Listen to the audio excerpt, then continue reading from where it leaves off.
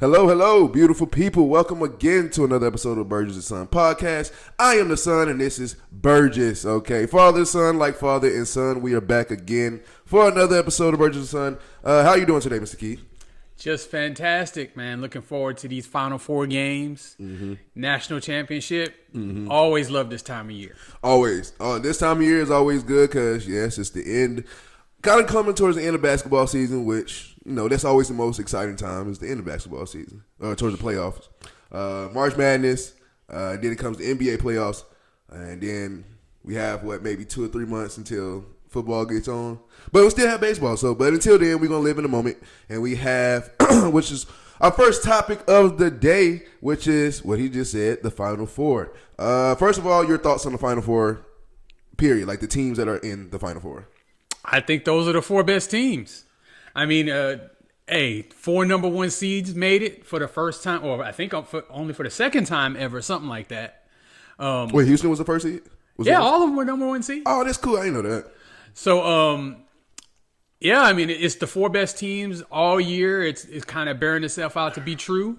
And now we get to see who the actual best team is. And, you know, of course, all 4 of them are, you know, big names, you know, squads, at least in the basketball realm. Yeah. So, it's going to be cool to see how it shakes out. What do you think?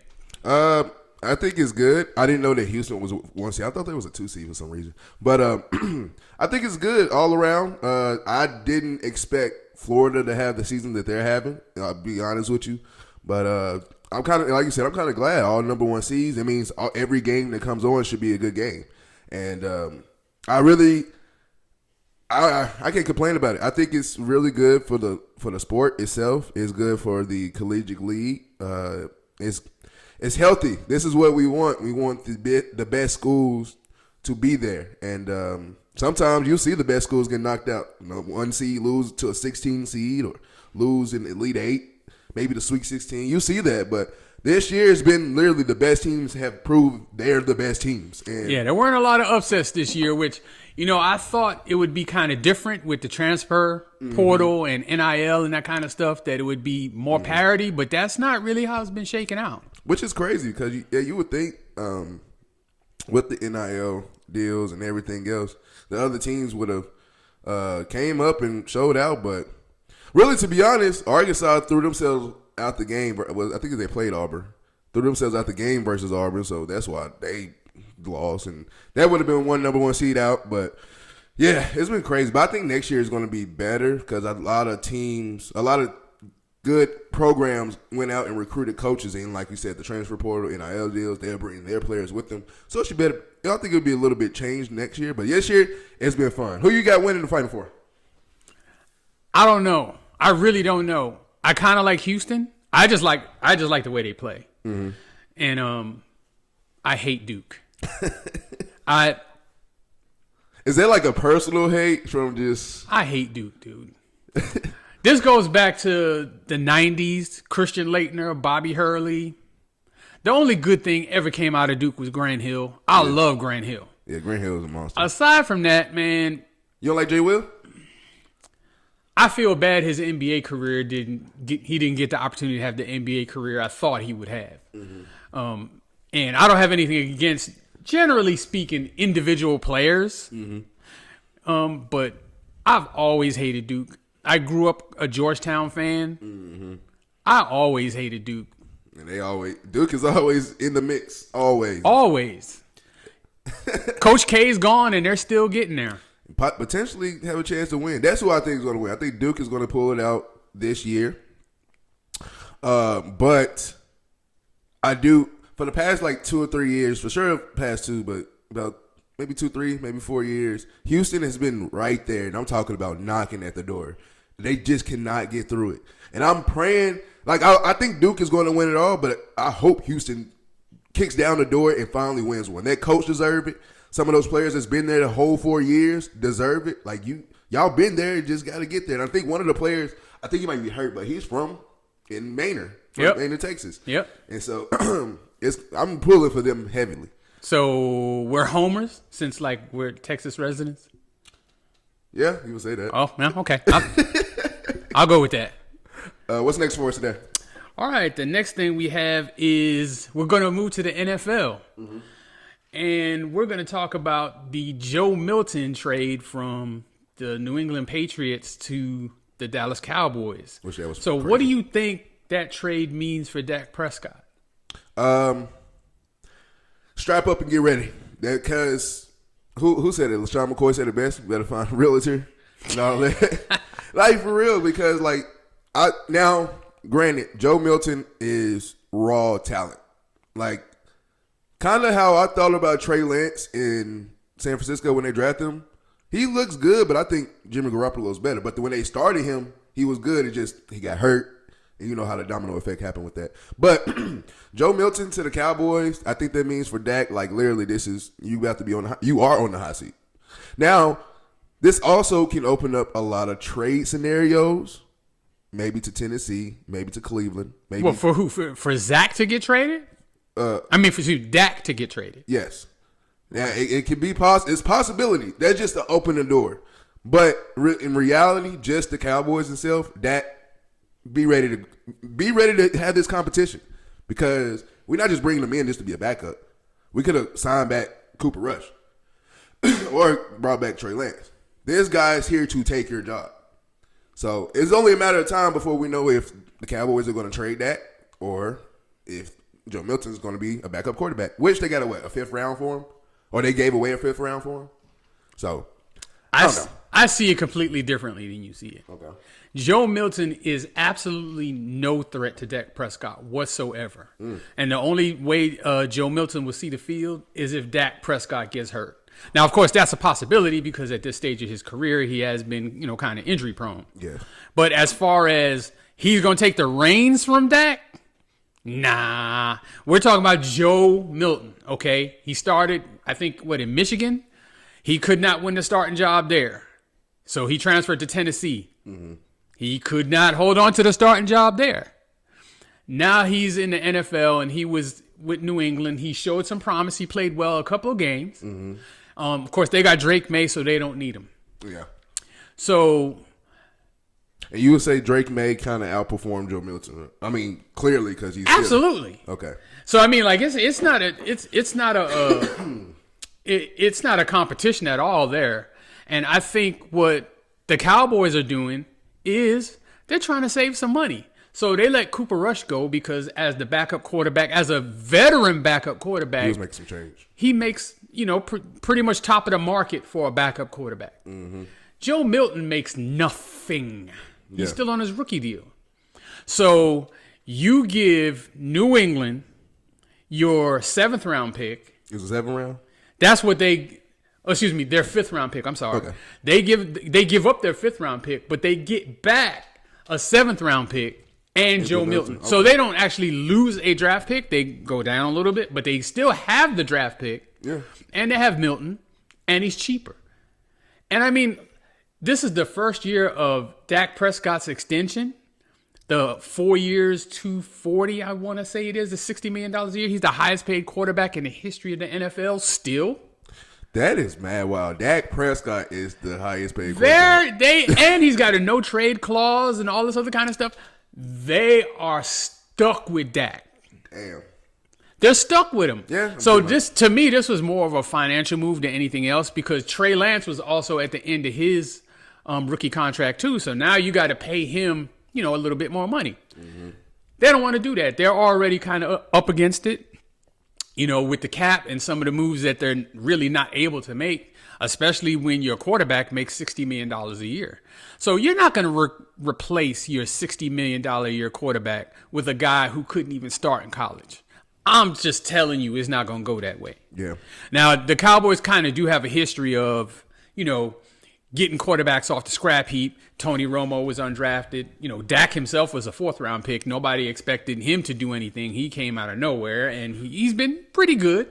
I would tell you that because when I my freshman year in college, that was Dak's junior year, whatever year he came out. And so when I was watching him, I looked at Dak as a running quarterback because that's all he used to do. I remember when they was down by Alabama, instead of throwing it, they was running it all the time. I'm like, yo. And then when the Cowboys got him, I'm like, he's not a good quarterback, and then beat out Tony Romo, but still, yeah. But his first couple of years, he did run a lot. I mean, he wasn't like Lamar or nothing, but I mean, he did run a lot more than he does now. Yeah. And really, he don't need to run anymore because Hell no. every time he gets hit, he gets hurt. So Last time he really tried to do a big run, just broke his ankle? Joe Milton is zero threat. I am a bigger threat to Dak Prescott as the Cowboys' future quarterback than Joe Milton is, okay? That's crazy word.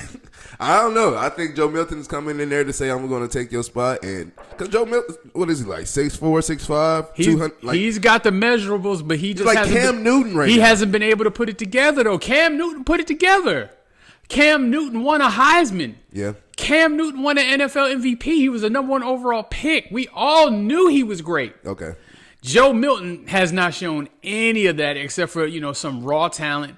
He obviously would need some development.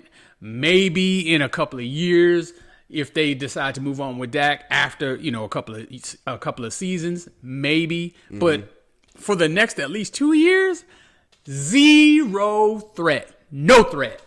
So would you say, before we move on, would you say this is more probably a learning experience for Joe Milton?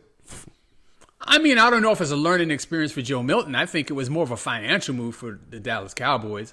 They get a much cheaper backup quarterback, and they don't technically lose any draft picks as far as the number of draft picks that they have. Mm-hmm. And, I mean, that's what they kind of have always done is build through the draft. Yeah. So now you have the backup quarterback position secured, and you still have the same number of draft picks that you had before the trade. Done and done. That's fair. I take it. Yeah, that's a good one. I take that one. Moving on. This past week, 2 weeks in the NBA has been crazy. People scoring 50 points. LeBron having like a 30-point triple-double. Steph Curry going off for 50 against the Grizzlies. It's been crazy. One that stands out to me was Jokic. Jokic had a 61-point triple-double. Insanity. Madness. Like, that's video game numbers. Madness. Crazy. And there's been no hoopla about this. That man scored 61 points and also had a triple-double in the same game. Okay. This is okay. But I tell you, the reason why is because so when you have somebody that's quote-unquote leader, his followers or his peers take up his work ethic. So when we look at Jokic and he really don't care about nothing, we're just like, oh, okay. That's why I think like we just saw another 61-point triple-double. But I don't understand how he's not front runner for MVP. I think he is. I don't think there's – I mean, of course, Shea. That's all people talking about. Shea because of his team's record. And, I mean, of course, and obviously Shea's having a really good year. But, I mean, dude, Jokic is averaging a triple-double. Averaging. And, I mean, like, not barely. It's not like, 20, 10, and 10. It's like 30, 12, and 11. Like, it's locked up already that he's going to have a triple-double. That shit is crazy. And then on top of that, he's going to score 61 points with that? Okay, dude, so. that's outrageous. That's outrageous. And if you look at him and you watch him play, that man can't jump over a freaking credit card, dude. He's got no athleticism whatsoever, but he's got all the skill you can ask for. All the finesse. All of it. Like, his finesse game is crazy. He can score down low. He can hit you in the mid-range. He can shoot threes. You can't guard him. If you send an extra man at him, try to double team, there's nobody better at finding the open shooter than him. That's why he has so many assists. And he's big, he's wide, he's heavy. You can't move him to keep him from getting rebounds. People really underestimate how big he is. I mean, he's just an incredibly amazing player, and I don't think he gets enough credit. One thing I think is he's not a self-promoter. He's not the guy that's, out front and center. Look at me, look at what I can do. Yeah. He just goes and plays and he goes home. He literally treats it like a legit normal job. Like, I go punch in, and I have to be here. Which on some level, man, I respect the hell out of that. I do. I mean, really, I do, because you have guys that want to, I want my damn respect and, stuff like that. And he punches the clock. He does his job. and he goes home to his wife and kids, man. That's it. That's all. And I love that. Now, I respect the hell out of Shaq, but I think Shaq overlooks it like, oh, I would have did this. Like, Shaq. You can't finesse a finesser, bro. Like, Shaq is big, don't get me wrong, and Shaq can have his way on offense, but defending Jokic nobody's defending. Yeah, nobody's defending him. But I mean, you know what? That would have been really interesting to see. Oh my God! Because a prime Shaq, like last year in Orlando, first couple years in LA, where he was just dominating. I say his MVP season in LA on both ends of the floor, defensively blocking shots, and dude, it would have been something to watch. Yes. But I mean, like, he would have been pulling Shaq away from that basket. Shaq ain't comfortable out on that perimeter. He's just not. He would have yelled at somebody. Somebody gotta help me. Goddamn, I'm doing everything by myself. It would have been interesting. It's always interesting to kind of, see what the matchups would be, with some of the, previous greats versus the current greats. Mm-hmm. But I mean, like, Jokic, I mean, if you look at it, he's won, is it 2 or 3 MVPs? 2. All right, he should win it this year. The year Embiid won it, he should have won it then too. So we should be talking about 4 straight MVPs? It should have been actually straight, but one of the years, Giannis won. Giannis got in there one year. Mm-hmm. Yeah. I can't argue with the Giannis one. He won. Jokic won 2 in a row. Then Giannis won. Oh no. Jokic won 2 in a row. Then I think Joel Embiid won. And then, right. I know Embiid got one, and I think we just all gave it to Embiid because we were sick of giving it to Jokic. Pretty much, bro. And that's sad. That is sad because you're not hate a player, but you don't. I guess the player, when he's dominating so much, you're tired of seeing him. Just like Patrick Mahomes. You tired of seeing Patrick Mahomes and the Chiefs. Like, you do anything to discredit what they're doing.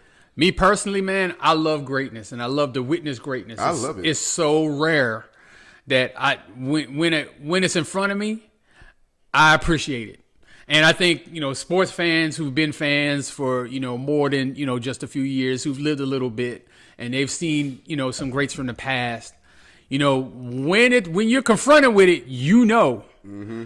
And, me personally, he's an all-time great already if he doesn't play another game in this league. He is absolutely an all-time great and should be mentioned with him. So you thinking what, maybe at just centers, not all-time player, but just centers, top 5? Let him finish his career first. Okay. I wouldn't, of course, now you're talking about rarefied air because you're talking about Kareem, you're talking about Will Chamberlain, you're talking about Bill Russell, you're talking about Shaq. There's others that, don't immediately come to mind. Hakeem Olajuwon, mm-hmm. David Robinson. Mm-hmm. Like, I don't know. I would actually say, I think it's fair. Top 5 center all time right now. Jokic. Now? Okay. Right now. Let's go. Let's run with it. Also, before we continue, 3-time MVP.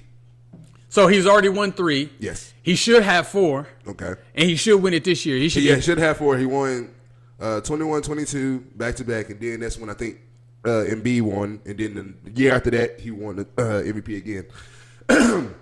So really like you said, should be 5 straight. Embiid winning that was kind of give me like, all right, we tired of Jokic. Here you go. And he should have 5 straight. Yeah.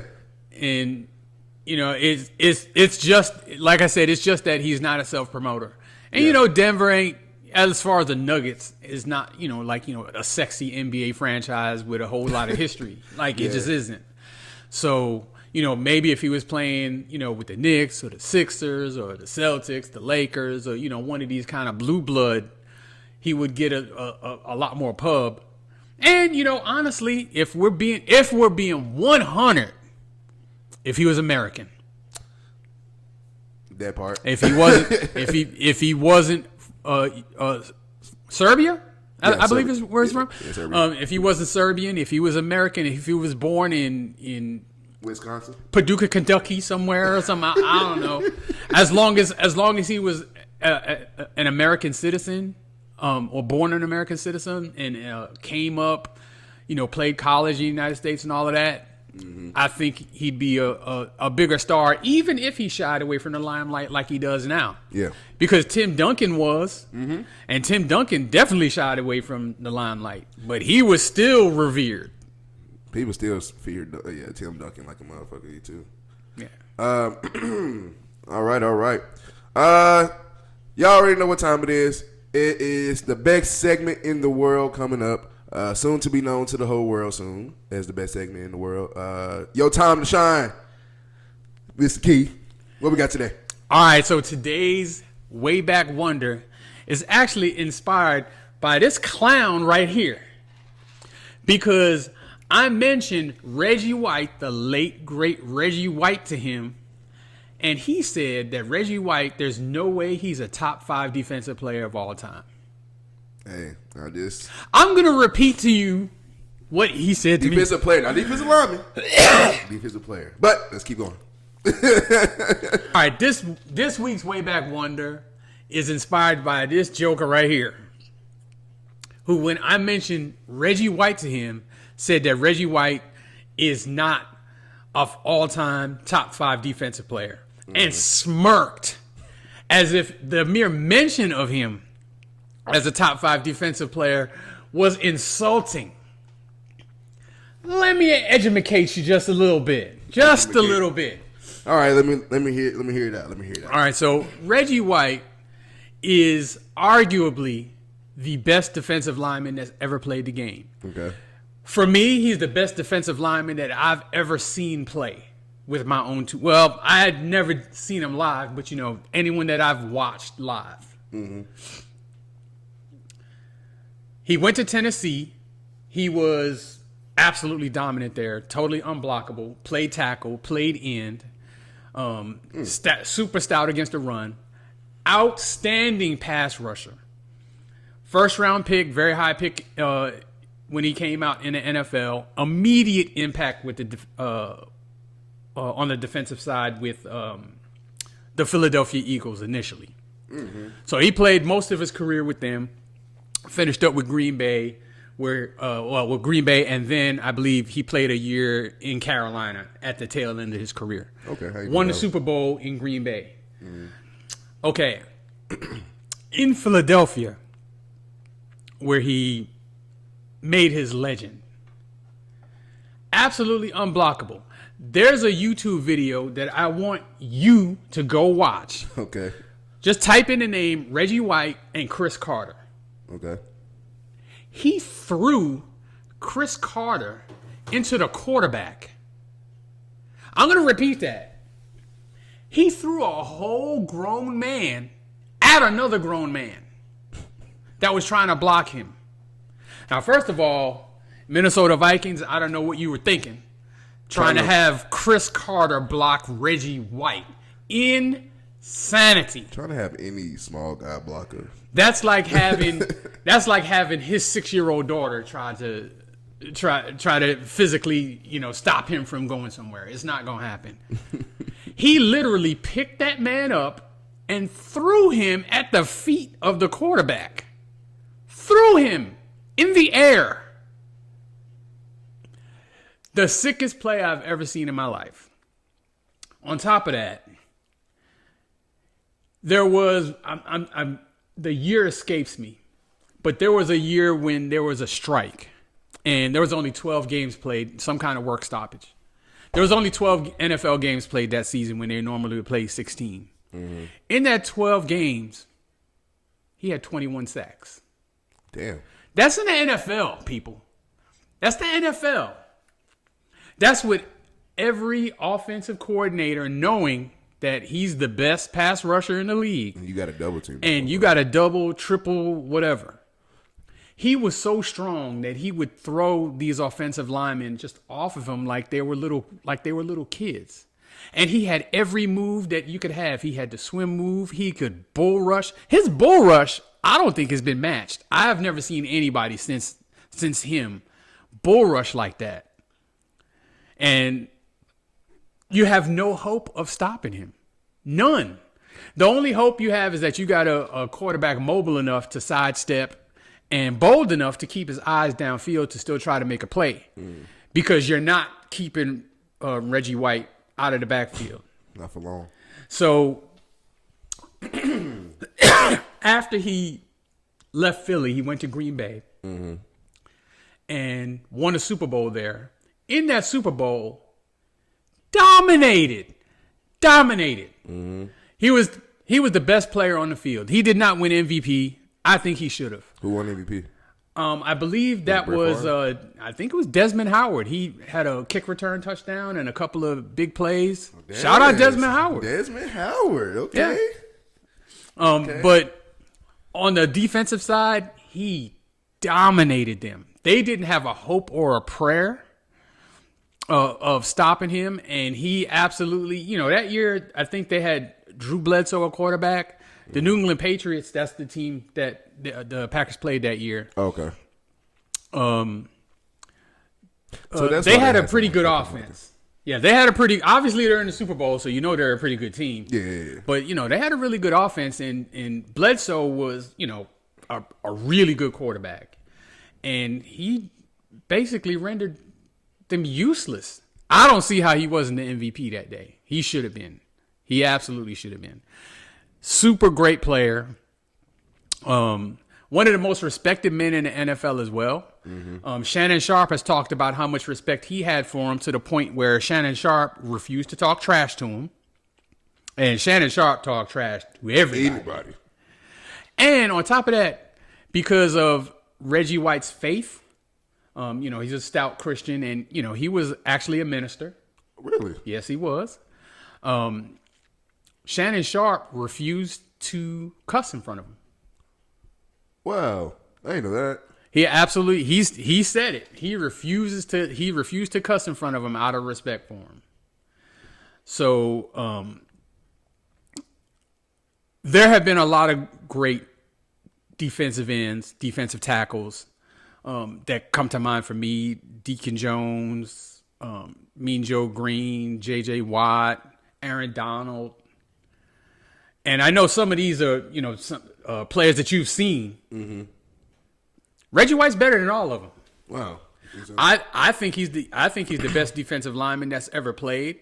And if it wasn't for a man that played for the New York Giants named Lawrence Taylor, I would consider him the best defensive player ever. Just because he was so dominant in every area of the game, just like LT was, and had pretty much a similar impact where you had to know where he was lining up every play, and it could be different. And you had to account for him on every single play because he could wreck the play no matter what it was. Absolute great man. Unfortunately, he did pass away at the age of 42. It escapes me exactly what the cause of his death was. Obviously, 42 is an extremely young man. Yes. I mean, I'm 53 sitting here today, and I didn't play in the NFL. I was never in that kind of shape. So I don't know. I don't remember exactly, what happened with him. But R.I.P. to Reggie White. R.I.P. And absolute, inarguable, top 5 best defensive player ever. And in my opinion, the best defensive lineman ever. Ever. There's your lesson. All right. I love that one. Good. Always good on way back wonders. As I always do, got some questions on it. I know you said he's arguably one of the best, if not the best, defensive player, and especially defensive lineman. We talked about LT Lawrence Taylor. I feel like when it comes to it, like certain names that pop up in the scouting report, like you automatically put your schemes against that person. Like the most modern day guy I can say right now, even though he's not playing, is Aaron Donald. Where when you play against Aaron Donald, you damn near put 3 people to block this man. Yeah, you gotta have a plan. And so I look at it too as far as with LT. Like when LT steps on the field, you have to have blocking plans. Quick note about LT, and one of the reasons why I believe, and most people believe, he is the greatest defensive player ever. But just a quick note, because, of course, I grew up a Redskins fan, and unfortunately, our team had to see his team twice a year, and he absolutely killed us. I'm sure we all know about what happened with Joe Theismann. Oh, my God. But Lawrence Taylor was so great and so unstoppable on the pass rush and so disruptive. There was a new position that was invented by the Redskins coaching staff to try to block LT. What position? H-back. I'm sure you've heard the word. Yeah. Basically, it's a tight end who lines up in the backfield. They do that occasionally nowadays. Yeah, it depends on what the It's play is. mostly a move to, I guess, give the tight end some space. Yeah. More than it is a blocking thing. I think nowadays that most of your fullbacks are athletic enough to be the H-back. So they put them there. But yeah. But this, in a single back set, Yeah. they would actually have a tight end back there to help the offensive tackle and the offensive guard block Lawrence Taylor.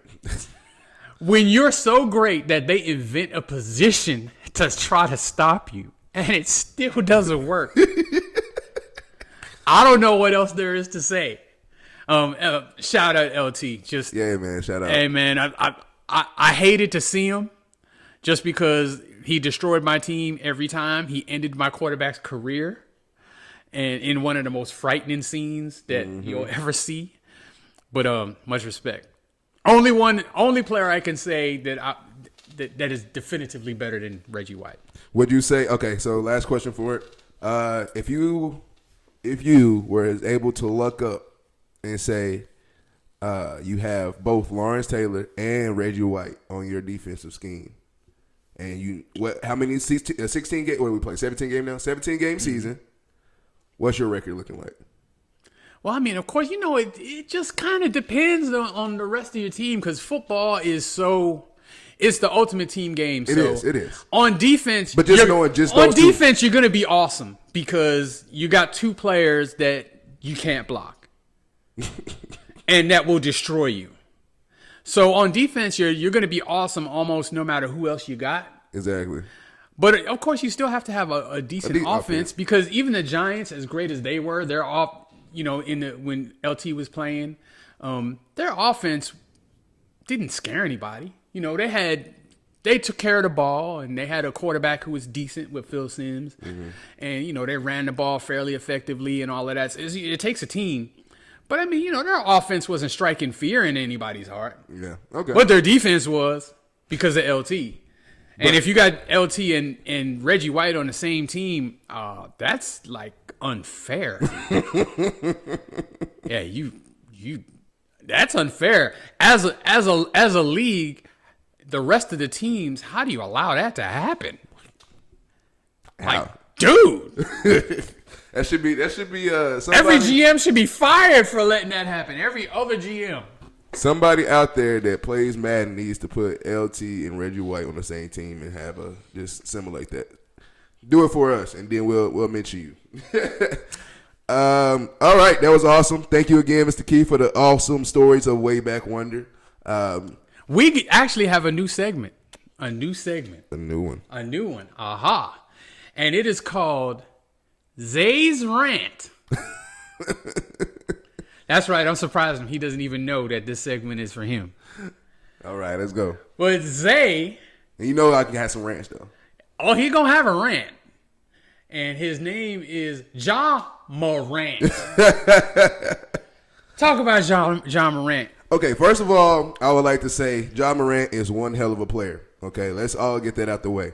One thing that I won't tolerate for sure, especially towards Ja Morant, not because he plays for Memphis, and Memphis is my second favorite team. I'm from Tennessee, so I stand behind Memphis. But not only that, it's just he's a dominant player. Now, before I say all the good stuff, let's just say, yes, Ja does bring kind of attention to himself, the gun gestures and being posted with the guns, posted at the strip club. As far as what you need to learn too, and no discredit to him, but he's 23 years old. 20. I don't think he's that young, dude. 24. He's been in the league. He got in the league at 19. Yeah, but I mean, he came in the league in 2018 or 2019. He's been in the league, man. That was it that? Anyway, that's still only 5 years. So we say 25 then. Oh, he's still a very young man. Still a young man and still learning. He's not in his prime yet. Still learning the way, still learning the game, and all of that. You have to learn that, and then people need to be in your corner. You need veterans in your corner to help you teach that, and it's a lack of veterans in the league, really, to be honest. So he doesn't get that teaching like that. Not a lot of players in the league don't really get that teaching. Maybe Anthony Edwards because of Mike Conley and like that. But even then. So that's all really the bad stuff. The good thing about Ja Morant is, and the thing that pisses me off is, why don't nobody talk about him being the face of the league? At one point in time, before all the gun stuff and his injuries, the past 2 years has happened, the past 3 years has happened. He has been the most talked about athlete. He had Nike commercials. Why do you want to stay? Do you believe that a small market can do this, and that? Why not? Literally had that whole promo. He was the face of the league. Got hurt, the gun thing, suspension, and then now we're talking about, Luka's the face of the league, or Anthony Edwards the face of the league. Get the fuck out of my face with that.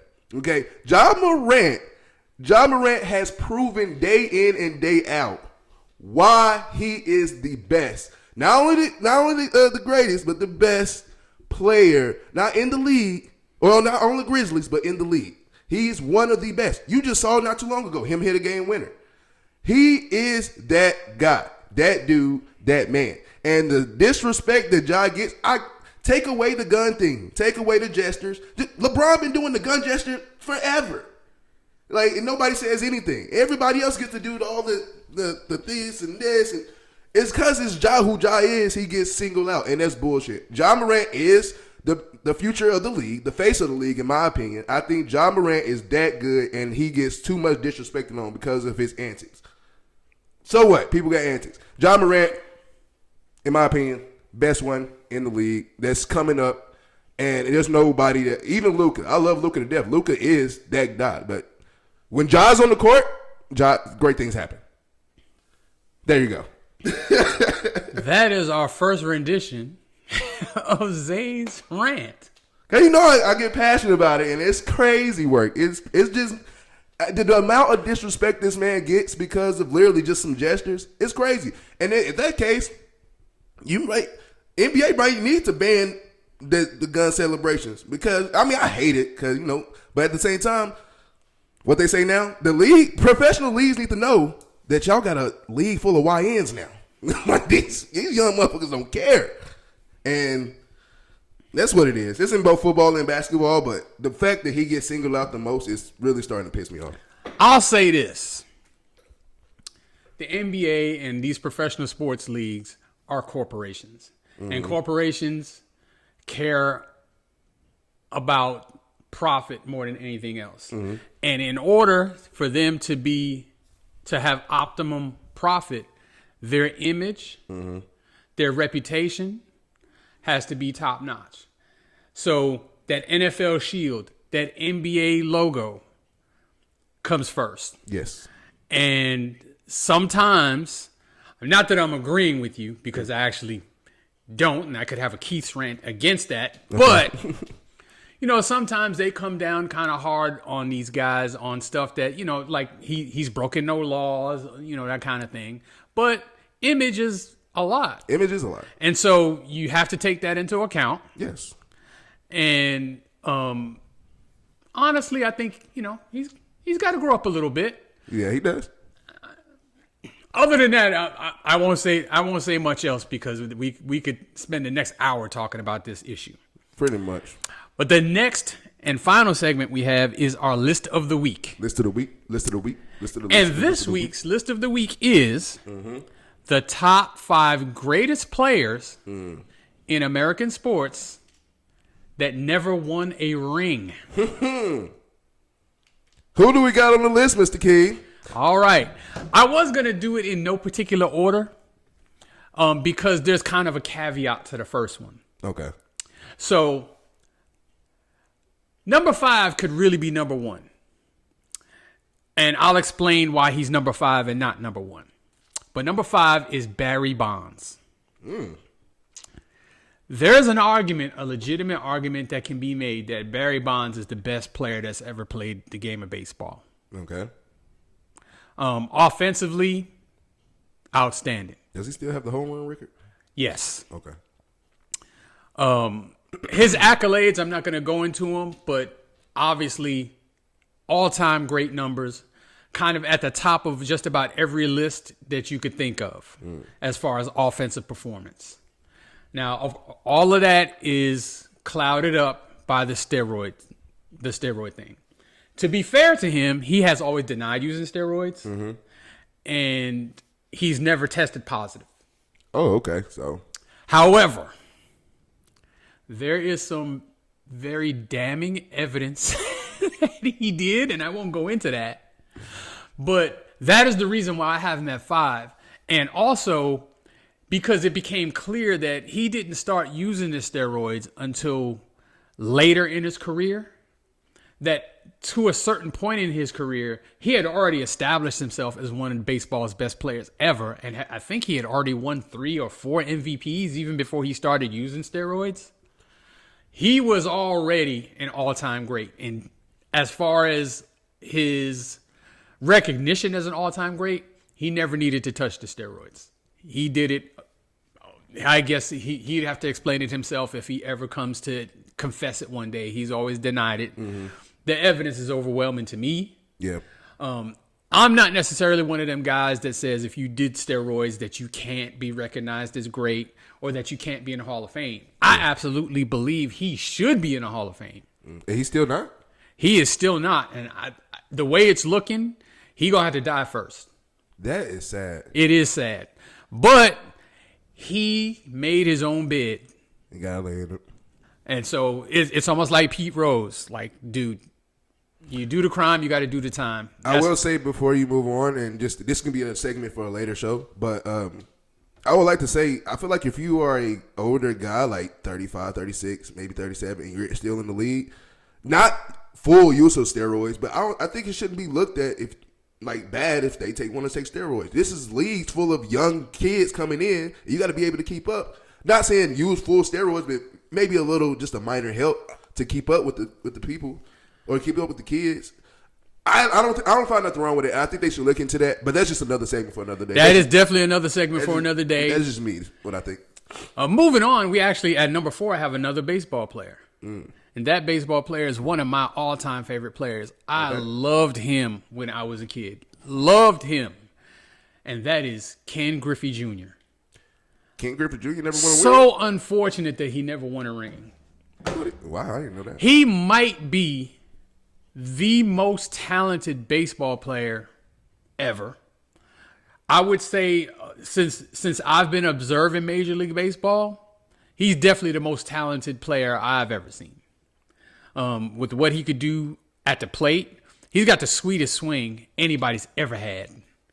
The homers, his style, all of it, swag, the backwards hat, all of it. Not that makes him great, but I mean, he played for a long time, and if not for injuries, kind of during his prime and towards the end of his prime, I mean, he was being looked at as somebody who could have broke, at the time, Hank Aaron's record. Wow. Like that. He ended up still hitting like 630 home runs. Like it's some ungodly number. But 630? But you know how hard it is for me to just dink the ball? I mean, that's what baseball, they always say the hardest thing in sports is to take a round bat, hit a round ball, and hit a square. So much respect to Ken Griffey Jr., one of my favorites ever. It is a shame that he didn't get a ring, but fortunately for him in baseball, it's not necessarily the biggest deal on earth if you don't get a ring. Yeah. Just because, obviously team sport, and it's not necessarily a sport where you as one player can be a force multiplier. Yeah. But moving on, number 3 greatest player ever that never won a ring. Who we got? We're going to the NBA for this one. And it's going to be Charles Barkley. Sir Charles. Sir Charles. Chuck. He was one of my favorite NBA players when I was growing up, too. I actually had a poster of him on the wall of my bedroom. Him and Magic Johnson were absolutely my 2 favorite players. I think I had a poster when I was a kid. It was Charles Barkley, Michael Jordan, and it was when it was with the Dream Team. Now, nowadays, of course, you see him, he talks a lot of trash. He's a commentator, and he's highly entertaining. Dude, I love Charles. He was as much, all the kind of stuff he says and does now, he was actually saying and doing then as well. Yeah. But he could play. So, of course, he won an MVP. Mm-hmm. He went to the finals. Unfortunately, in the finals, he ran into the Chicago Bulls with Michael Jordan. They got beat. And he won an MVP still with Mike playing. He did that same year. He was a 20-10 guy for his entire career. Oh, okay. Damn, that's amazing. Yeah, I mean, he was only 6'4", but played power forward. I thought he was tall, like 6'6". They listed him as 6'6". Everybody says he's like 6'4", 6'4 and a half. Wow, playing power forward is crazy. But I mean, he had like crazy. He actually was ridiculously athletic. When he was in shape, he was ridiculously athletic. You know, he started off his career. There was a reason they called him the round mound, a rebound, because he was round. He was round. But even then, even when he wasn't in the best shape, he was still, in almost every case, the best player on the floor. He was, when he wanted to be, a great defensive player. He was a good passer. Later in his career, he became a good shooter. But, I mean, he was unstoppable down low, and he was 6'4". Damn, that's crazy. So he had, unfortunately for him, when he came into the league, he was on a loaded Sixers team that had like Dr. J and Moses Malone and I believe Mo Cheeks. Like, it was loaded, but you know, those guys were old, and as they aged out of the league, you know, they didn't necessarily surround him with the best team. And so while he was in his prime of primes with Philly, he talks about that all the time. He didn't really have the roster around him to really do, you know, what you would expect for him to be able to do. But he's definitely an all-time great.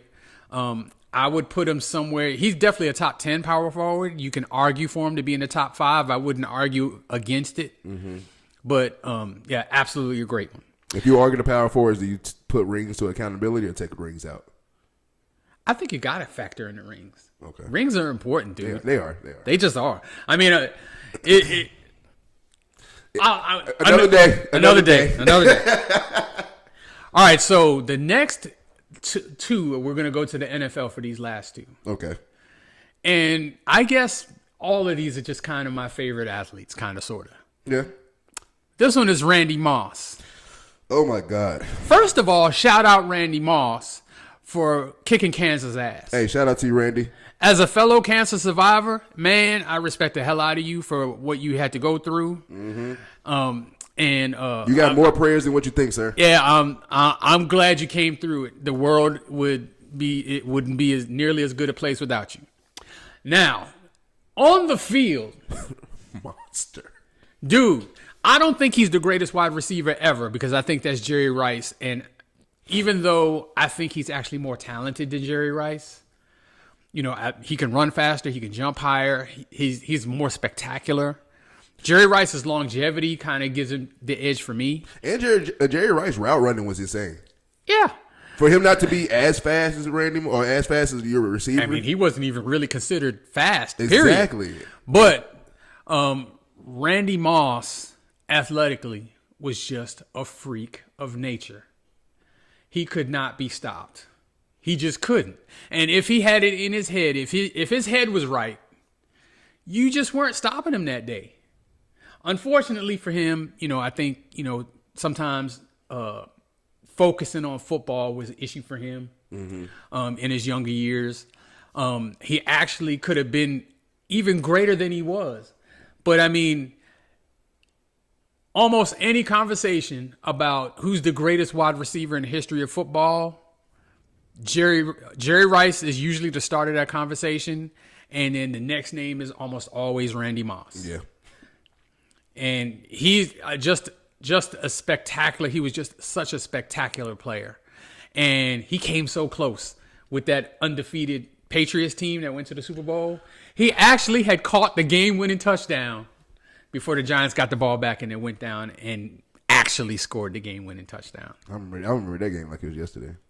So, shout out again, Randy Moss. Shout out Randy Moss, Hall of Famer, all-time great. Definitely one of the best in my eras. I say me watching, definitely one, if not he's the best that I've seen. But not number one. Who's number one?